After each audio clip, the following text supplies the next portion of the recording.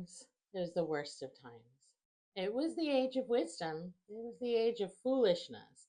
It was the epoch of belief. It was the epoch of incredulity. It was the season of light. It was the season of darkness. It was the spring of hope. It was the winter of despair. We had everything before us. We had nothing before us. We were all going direct to heaven. We were all going direct in the other way. In short, the period was so far like the present period that some of its noisiest authorities insisted on its being received, for good or for evil, in the superlative degree of comparison only. Charles Dickens, A Tale of Two Cities. Dickens was, of course, talking about the French Revolution, and for all that the absolute nadir of my English literature classes in school was the reading and analysis of a different Dickens novel, Great Expectations, the height of my classes was A Tale of Two Cities. But it's probably a statement that rings true for most citizens of the world today. As we see incredible medical breakthroughs and treatments for obesity, for a new vaccination for dengue fever, regrowing teeth, and even vaccinations against cancer, we're also witnessing the march across the globe of illiberal regimes. While we're able to exert more levels of control and reach than ever before over our studies and our interests, our bounds of friendship and family are also stretched and breaking as political differences rupture relationships. While we're listening to everyone, we're also listening to no one except ourselves. Which, if you think about it, is an incredibly ironic statement coming from me as I sit in front of a camera and chat at you about historic parallels. Dickens saw these things happen in the history of the late 1770s and 1780s. We can feel the truth of his words today in 2025. History, you see, is cyclical. More than most other places in the world, the cycle of history shows most clearly in Ukraine, which is currently engaged in a bloody war, defending itself from invasion. It's also currently being hounded into the guns of its invaders by some of its allies. And it's not the first time this has happened. The problem with discussing Ukrainian history is that without a grounded basis in what was going on around Ukraine at a given time, it makes it hard to make sense of what was going on in Ukraine. The cast of characters is always large, and they often worked against each other as much as they worked against those threatening from outside. Not an unusual arrangement amongst various Slavic ethnicities who never had the benefit of oceans to protect them from the invader du jour. When the Russian Empire fell in 1917, after extremely bloody fighting during World War I, Ukraine made a bid for independence. After all, according to the 15 November Declaration of the Rights of the People of Russia, self-determination and even secession from Russia was their basic right. This declaration was signed by none other than Lenin and Stalin themselves. The problem was the Bolshevik leaders didn't actually think anyone would take them up on it. Why would anyone want to leave the glorious future of the first communist nation? And anyway, the rest of the world was about to turn just as red. Communism was coming, one way or another. Shockingly, several places took them up on their offer. The situation in Ukraine, though, with multiple leaderships, coups, Austrian and German occupation, and exhausted citizens, was complicated. Way too complicated for a 15-minute history she wrote discussion. To begin with, World War I, or as it was contemporarily called, the Great War, was still being fought, and Russia was technically still facing off with Austria-Hungary and Germany.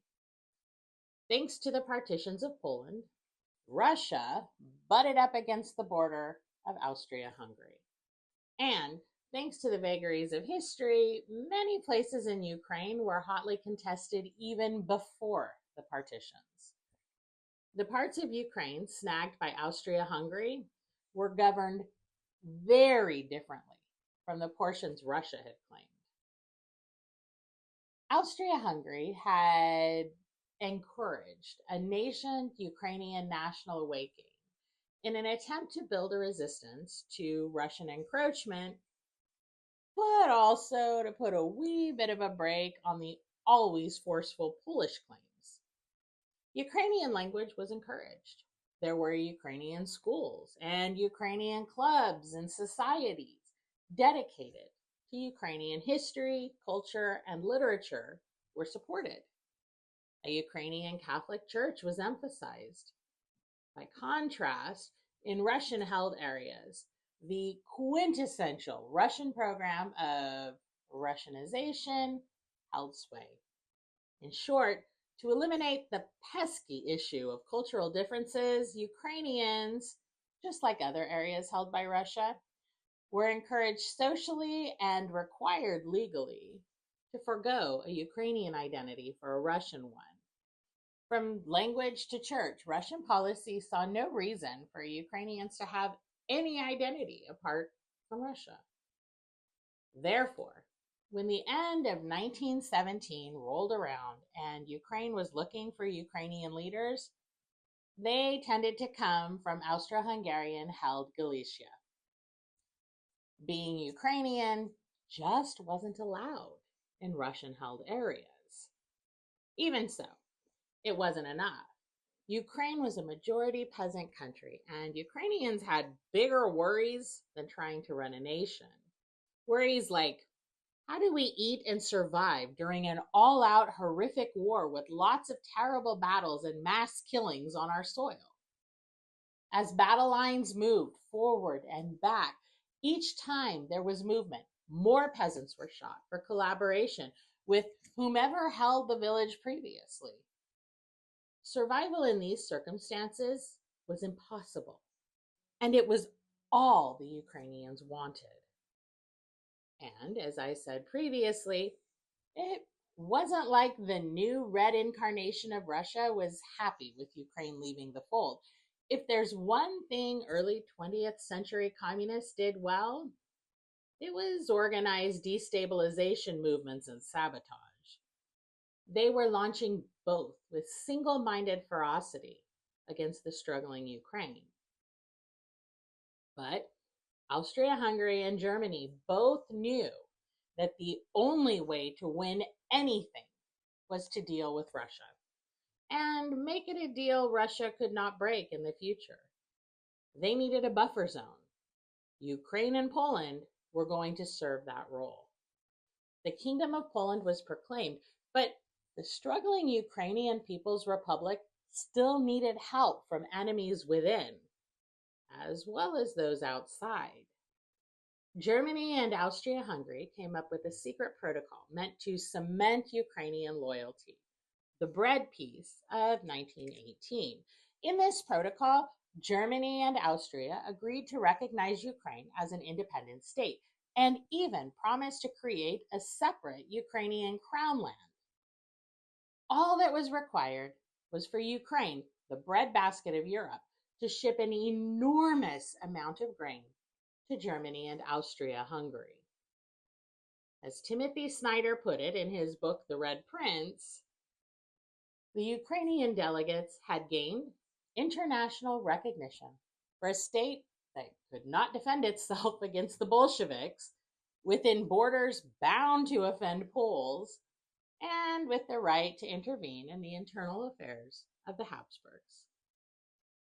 The same day the bread peace was signed, Kiev fell to internal Ukrainian fighting. Germany, needing a somewhat stable Ukraine, sent troops on 18 February, with Austro-Hungarian troops coming in on 28 February.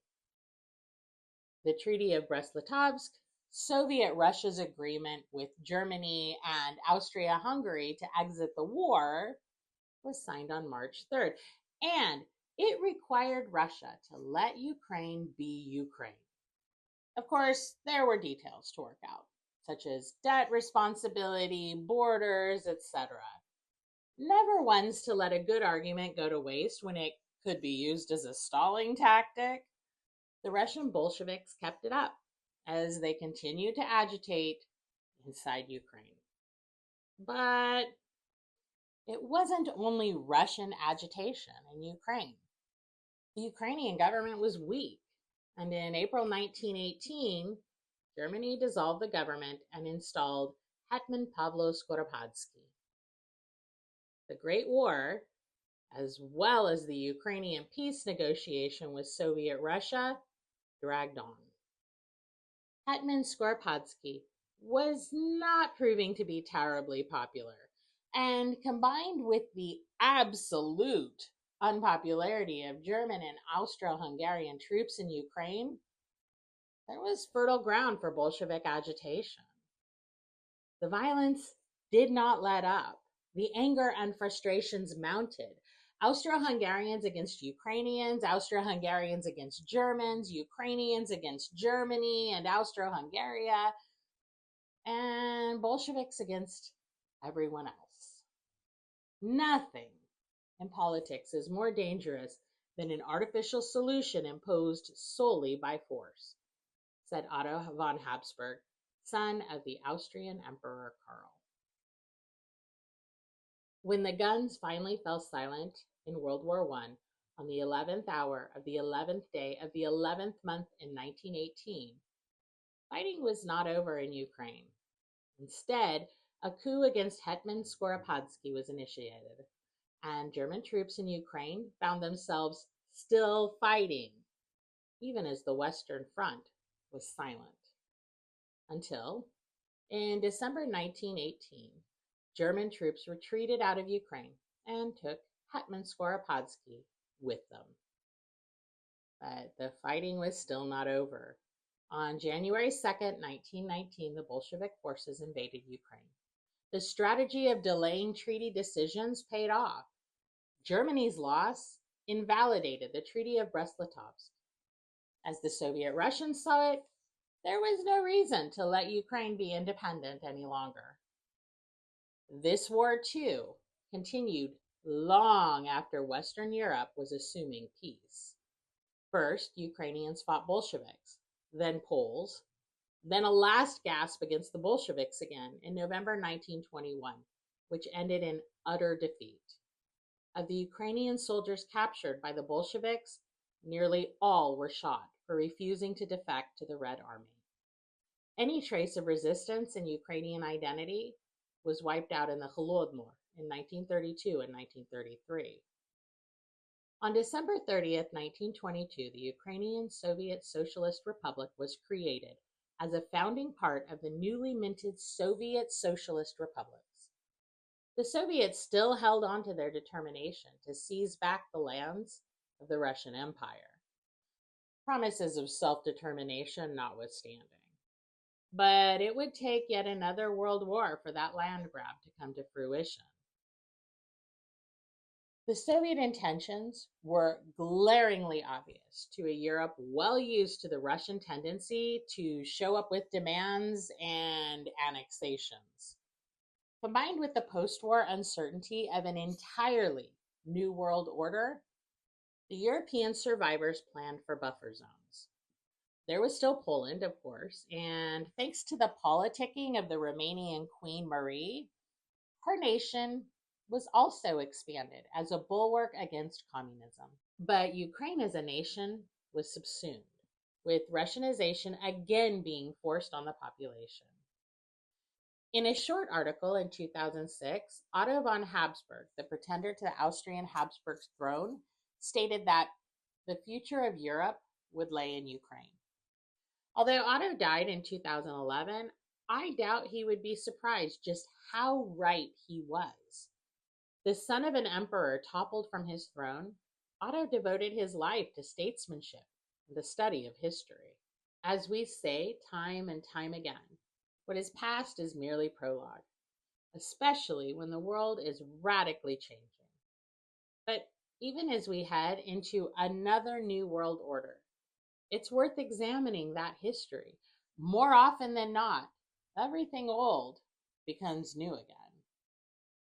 This is just the barest outline of the tumultuous and traumatic abbreviated rebirth of the Ukrainian nation after World War I. To truly discuss those events in depth would require a year of hours of podcasts, outline maps, and more than a few educated guesses. But as with everything we present, it's a place to start. What to do